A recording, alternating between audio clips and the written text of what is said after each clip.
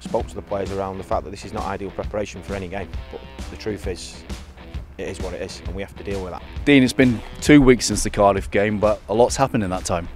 Yeah, I mean, it was a great result, obviously, and unfortunately we've had a number of positive tests since then that we've had to deal with. And in truth, we've had one training session yesterday afternoon, and we've had a light session this morning. So I think with situations like this, it's important to be honest. We've got the players together throughout the 2 week period while they've been away since the Cardiff game, but certainly in the last couple of days face to face.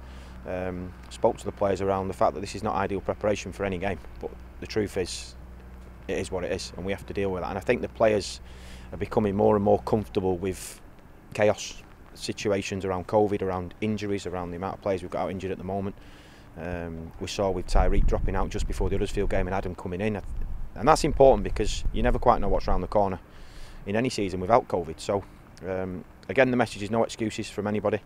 Our mindset has to be right and will be right, and the players have had, ultimately, looking back on it, probably a little bit of a freshener, a little bit of time with the families, which again we wouldn't have necessarily chosen this path. It is what it is, and we go into the game full of confidence after 2 brilliant away wins in the last 2 games. Even the most experienced people in football won't have experienced this kind of with a global pandemic. How do you as coaches, especially young players, can sort of coach them through this kind of experience? Well, I've said before, I think the way my approach certainly is the way it is with my own kids, in the sense that just speak and be honest with them, give them a voice, and I think communication is really important, because there are lots of rumours around COVID and around when can we train, when can't we. Clear communication, and as I say, giving them an opportunity to ask questions, making them comfortable with situations like this. It's not easy for anybody, and what I have to say is that the most important thing is the ones that tested positive are okay and healthy, and people seem to forget that sometimes. That's the best news of all, and as I say, we pull together, it adds to our spirit, and we move forward.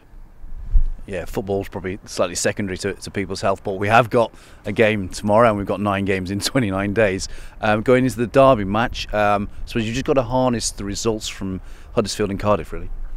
Yeah, and before that, I mean, we're in a good position in the league. Of course, we had that little bit of a winless spell before the last 2 great results. That's part of, I think, of any club in any season might go through that. So, we look at where we are, and we focus on this next game. Derby themselves have had obviously some turmoil since their last game. Obviously, the manager's left.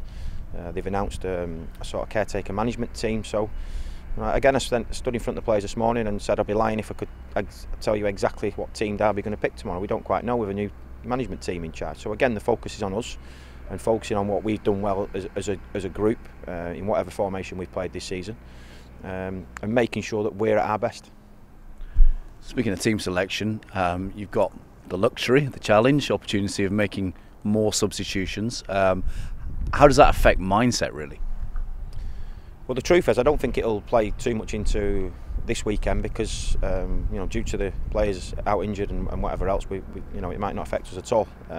Certainly thinking back to last season, in them 5 games while I was caretaker, you've got 5 opportunities to make subs, or 4 opportunities to make your 5 subs, and it can get a little bit clouded. So no, again, we keep it simple, and if you need that extra sub or 2, then of course it's nice to think that they might be needed with the predicament of, as you said there, with the amount of games that we've got coming.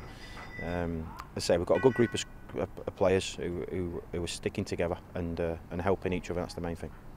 We've just been talking to Antoine Semenyo, and he's obviously one player who's kind of benefited from the academy structure. To have 4, I think, over the course of the season, an average of 4 in each matchday squad, I suppose that's testament not just to yourselves as coaches giving them confidence, but the Bristol City Academy.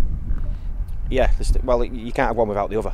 Them players wouldn't be in the position that they're in for me to select and for me to stand there in front of the camera and say, oh, it's great that they're in the team. Without the work that's gone on year after year behind the scenes with the academy, and in worse weather than this, on an evening, giving up their time essentially for the passion of developing young players. And this is something I've spoke about many times. The club have done it fantastically. Probably one of the best in the country, there's no doubt about that, with the amount of players that we've got through to our first team, and then to a level beyond that. These lads coming through now want to take this club to the next level and stay in, and that's our challenge.